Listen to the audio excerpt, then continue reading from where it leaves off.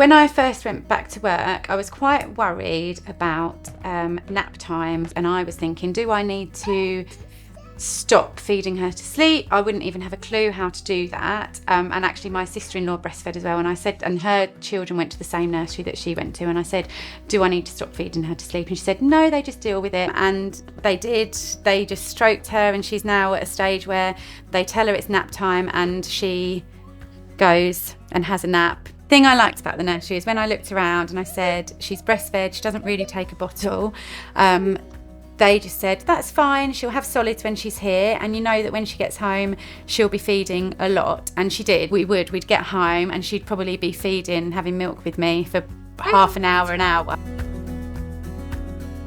When I returned to work after Aluna, I was still pumping, and they were very supportive. They gave me the use of the meeting office whenever I needed. I just booked it out during the day. I took my laptop up there and continued working. They gave me areas of the fridge to use, and I had all the privacy to use the meeting room.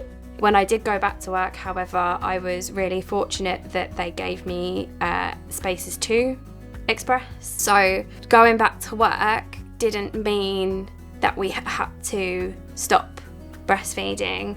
When he went to nursery, they were really, really supportive. So we took little reusable bottles, didn't we, into the nursery, and they were super supportive with, you know, giving him breast milk over cow's milk, telling us how much he'd had every day. It's a lot to juggle because you're going back to work, you're still relatively a new mum, you may still be experiencing sleepless nights, and suddenly you've got to be professional and not want to go, oh, well, she's no longer as good at her job because she's now a mum, so you want to sort of keep that pace going. So to say, oh, sorry, I need to go and pump, you know, you don't want to say those things. So it would be nice if employers did come out and go, we know you're still breastfeeding on like a return to work thing, these are provisions we can put in place for you.